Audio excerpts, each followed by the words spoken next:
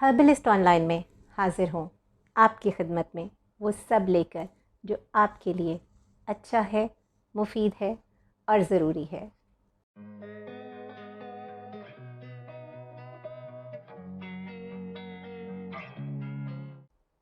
अगर आपने अभी तक हमारे चैनल हर्बलिस्ट ऑनलाइन को सब्सक्राइब नहीं किया तो जल्दी से सब्सक्राइब करें और बेल आइकन को प्रेस करें ताकि हमारी आने वाली हर नई वीडियो की अपडेट्स आपको मिलती रहें। तो चलिए वीडियो का बाकायदा आगाज़ करते हैं।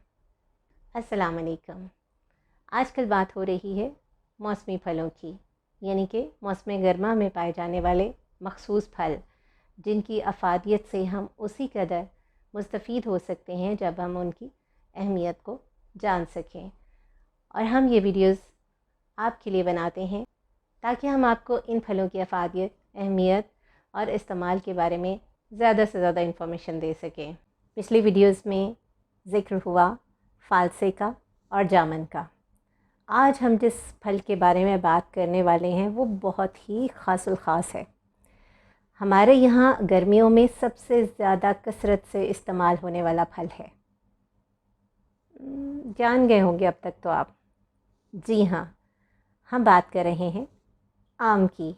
आम, मैंगो, जिसका साइंटिफिक नेम है मैंगिफेरा इंडिका, जिसे फलों का बादशाह भी कहा जाता है। पाकिस्तान में आम ख़ुसूसी तौर पर बहुत अहमियत का हामिल है। हर घर में बच्चे बड़े सभी बड़ी पसंदीदगी से और ज़ौक़ शौक़ से इसे खाते हैं। आम की चटनी, जूस, शरबत, स्क्वाश, मिल्क शेक, स्मूदी, बहुत तरह से आम को इस्तेमाल किया जाता है अपने अपने टेस्ट के मुताबिक। पाकिस्तान में आम की 200 से ज़ायद इक़साम मौजूद हैं, लेकिन सबसे ज़्यादा मकबूलियत की हामिल है सिंधड़ी और चौंसा। इसके अलावा जो इक़साम मार्केट में इजीली अवेलेबल हैं उनमें लंगड़ा और अनवर रटोल शामिल हैं। जनूबी पाकिस्तान, जिसमें सिंध भी शामिल है, वो आम की पैदावार के लिए ख़ास तौर पर बहुत मशहूर है। आम की पैदावार जो यहाँ से मखसूस है उसका ज़ायका बहुत मुनफरिद और बहुत लजीज़ है और दुनिया भर में अपने ज़ायके के लिए ये आम जाने जाते हैं। 4000 साल से ज़्यादा अरसे से इसे आयुर्वेदिक और तिब्बी मकासद के लिए इस्तेमाल किया जाता रहा है। इसे खुश्क करके इसका पाउडर भी बनाया जाता है। इसको कंप्रेस करके आम पापड़ भी बनाया जाता है, जो कि इंडिया में ख़ुसूसन बहुत ज़्यादा मकबूल है और दुनिया भर में वहाँ से एक्सपोर्ट किया जाता है। और इस बात से भी आप बखूबी वाकिफ़ होंगे कि आम की पैदावार का बेशतर हिस्सा हम एक्सपोर्ट कर देते हैं।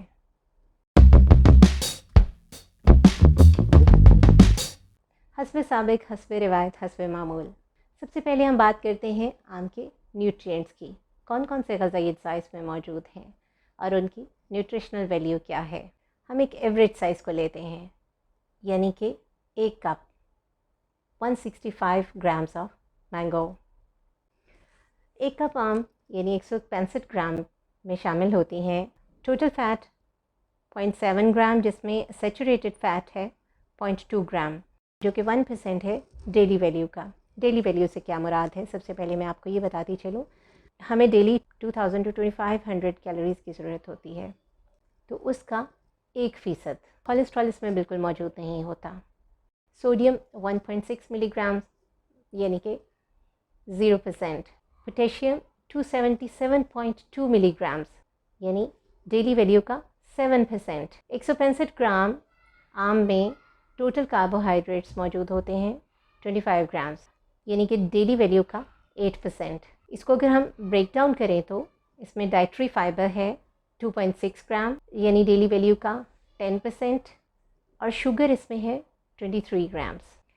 प्रोटीन है जी 1.3 ग्राम यानी कि डेली वैल्यू का 2%, iron 1%, vitamin B6 10%, magnesium 4%, calcium 1%। Cholesterol के साथ साथ इसमें विटामिन D भी मौजूद नहीं होता। अब जी हम बात करते हैं आम के हेल्थ बेनिफिट्स की। हमारी सेहत को इसका क्या फ़ायदा होता है।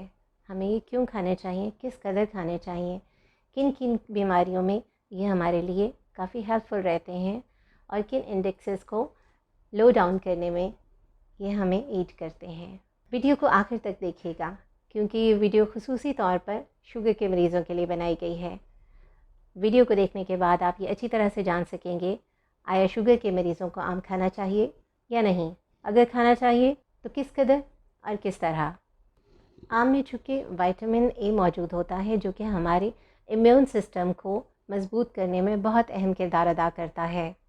जैसे कि हमने पहले बात की, इसमें विटामिन सी की एक कसीर मिक़दार मौजूद है और विटामिन सी हमारे लिए, हमारे जिस्म के लिए क्यों ज़रूरी है, इसके बारे में हम पिछले वीडियोस में भी बात कर चुके। फिर बताती चलूँ, विटामिन सी इम्यून सिस्टम को बेहतर करने के लिए बहुत ज़्यादा अहमियत का हामिल है। इसी तरह से विटामिन सी की मौजूदगी हमारे जिस्म को मुख्तलिफ़ किस्म की इन्फेक्शन से बचाती है। विटामिन सी एक ऐसा एंटीऑक्सीडेंट है जो हमारे जिस्म में बीमारियों के अगेंस्ट फ़ाइट करने वाले सेल्स यानी कि वाइट सेल्स की मिक़दार को बढ़ाता है।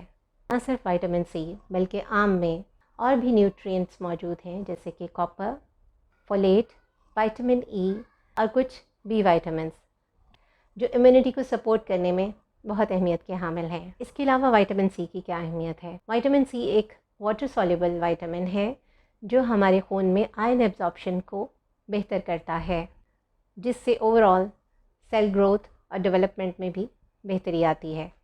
आम में मौजूद कॉपर और फोलेट ख़वातीन के लिए बहुत अहमियत का हामिल है। माहवारी में बेकायदगी, माहवारी के दिनों की तकलीफ़ या प्रेगनेंसी डेज़ में इनकी बहुत ज़्यादा अहमियत होती है। प्रेगनेंसी में फ़ेटस की ग्रोथ और डेवलपमेंट के लिए ये ख़ुसूसी तौर पर बहुत हेल्पफुल रहता है। आम के बारे में एक जनरल कंसेप्शन है कि ये मोटापे के शिकार अफराद के लिए अच्छा नहीं है, यानी कि उन लोगों के लिए जो ख़ुसूसी तौर पर अपना वज़न कम करने की कोशिश कर रहे हैं, क्योंकि उनको लो कैलोरी डाइट लेना पड़ती है। जहाँ एक आम इंसान को 2000 से 2500 तक की कैलोरीज़ की ज़रूरत होती है, तो एक पर्सन जो अपना वज़न कम करने की कोशिश में है उसके लिए 1700 से 2000 तक की कैलोरीज़ की ज़रूरत होती है। आम के बारे में जैसे बात हुई, 165 ग्राम आम में 99 कैलोरीज़ मौजूद होती हैं, जो एक लो कैलोरी डेंसिटी है। यानी कि फल के साइज़ के हिसाब से या जो भी आप डाइट ले रहे हैं उसके साइज़ के एतबार से ये कैलोरी रेट कम है। लेकिन इसका मतलब ये हरगिज़ नहीं कि आप जी भर के आम खा सकते हैं, हरगिज़ नहीं। आम आपके लिए इतना मुफीद नहीं। अगर आप खाना चाहते हैं तो खाने के आगाज़ में आम खाना चाहिए, क्योंकि ये आपको ओवर ईटिंग से रोकेगा। इसके साथ साथ आपको अपने पोर्शन का यानी सर्विंग साइज़ का बहुत ख़ास तौर पर ध्यान रखना होगा। आपने डिफरेंट पैकेट्स देखे होंगे, फूड पैकेट्स, जैसे कि बिस्किट है, उसके ऊपर सर्विंग साइज़ लिखा होता है। जैसे कि अगर उसमें 9 बिस्किट्स हैं तो उस पर सर्विंग साइज़ लिखा होगा फॉर 3, यानी कि पर पर्सन उसमें 2 बिस्किट आएंगे। डाइट कॉन्शियस लोगों को एक चीज़ का और ख्याल रखना चाहिए कि आम आपको ताज़ा लेना है। आम में किसी मिकदार में पॉलीफेनॉल्स पाए जाते हैं। पॉलीफेनॉल्स के बारे में हम पहले भी बात कर चुके हैं, याद है आपको? अगर आपने हमारी पिछली वीडियोस देखी हैं तो आपने नोटिस किया होगा और ये बात आपके ज़हन में भी होगी कि पॉलीफेनॉल्स क्या होते हैं। पॉलीफेनॉल्स दरअसल हेल्दी प्लांट कंपाउंड्स होते हैं। आम में पाए जाने वाले पॉलीफेनॉल्स हैं मैंगिफेरन, एंथोसियानिन्स, benzoic acid, catechins, garlic acids और कैम्फेरॉल। और इसी वजह से आम को सुपर एंटीऑक्सीडेंट भी कहा जाता है। इन तमाम एंटीऑक्सीडेंट्स की मौजूदगी आम को ख़ास इसलिए भी बनाती है क्योंकि ये सेल की डेवलपमेंट और ग्रोथ और फ्री रेडिकल्स के अखराज में बहुत ज़्यादा मददगार साबित होता है और सेल्स को किसी भी किस्म के डैमेज से बचा के रखता है। हार्ट हेल्थ के लिए बहुत अच्छा होता है। अगर आप दिल की कमज़ोरी का शिकार हैं तो आम आपके लिए है, क्योंकि इसमें मौजूद पोटेशियम और मैग्नीशियम ब्लड वेसल्स को रिलैक्स करने में काफ़ी हेल्पफुल रहते हैं, जिसकी वजह से आपका ब्लड प्रेशर लो होता है और ब्लड प्रेशर जैसे ही लो होता है तो आपकी हार्ट कंडीशन भी बेहतर होती जाती है। इसमें मौजूद सुपर एंटीऑक्सीडेंट मैंगिफेरन हार्ट हेल्थ के लिए बहुत अहमियत का हामिल है, जो कोलेस्ट्रॉल, ट्राइग्लिसराइड्स और फैटी एसिड्स के ब्लड लेवल्स को लो डाउन करने में बहुत अहम जाना जाता है। हाँ, यहाँ एक बात का ख्याल रहे, एज़ ये पोटेशियम का एक रिच सोर्स है तो दिल के मरीज़ों के लिए तो बहुत अच्छा है, मगर किडनी के पेशेंट्स के लिए नहीं। पोटेशियम लेवल्स का हाई हो जाना किडनी के पेशेंट्स के लिए अच्छा नहीं होता। इसमें मौजूद पोटेशियम की मिकदार किडनी प्रॉब्लम्स को एग्रवेट कर सकती है। हाँ, मगर ये बात है कि अगर आप डायूरेटिक मेडिसिन यूज़ कर रहे हैं अपने ब्लड प्रेशर को लो करने के लिए या फिर डिफरेंट कार्डियक प्रॉब्लम्स से डील करने के लिए, तो ये पोटेशियम आपके लिए बहुत अच्छा है, क्योंकि डायूरेटिक मेडिसिन पोटेशियम लेवल्स को लो कर देती है और इसमें मौजूद पोटेशियम उन लेवल्स को बैलेंस कर देता है। पॉलीफेनॉल्स की बात हो रही है जिनमें सुपर एंटीऑक्सीडेंट मैंगिफेरन भी मौजूद है। इन तमाम पॉलीफेनॉल्स की एंटी कैंसर प्रॉपर्टीज़ भी हैं। ये जहाँ सेल्स की ग्रोथ और डेवलपमेंट को बेहतर करता है, वहाँ कैंसर सेल्स की डेवलपमेंट और ग्रोथ को डिस्करेज भी करता है, आई हेल्थ को सपोर्ट करता है। इसमें मौजूद 2 की न्यूट्रिएंट ल्यूटीन और ज़ीज़ैंथिन हैं जो एंटीऑक्सीडेंट भी हैं। ये न्यूट्रिएंट्स रेटिना में ख़ुसूसी तौर पर बहुत कॉन्सेंट्रेटेड होते हैं और उसमें भी रेटिना के सेंटर में।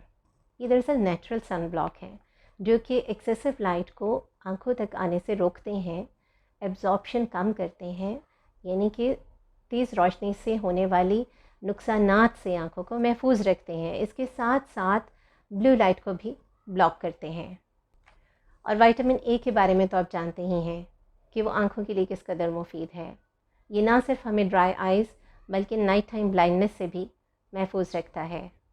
इसमें मौजूद होता है जी डाइजेस्टिव एंजाइम, जो कि खुराक के बड़े टुकड़ों को छोटे मॉलिक्यूल्स में तकसीम करके उसे काबिल हज़म बनाती है। आसान अल्फाज में ये डाइजेस्टिव सिस्टम को बेहतर करती है और इस तमाम अमल में खुराक का खून में शामिल होने का अमल भी तेज़ हो जाता है।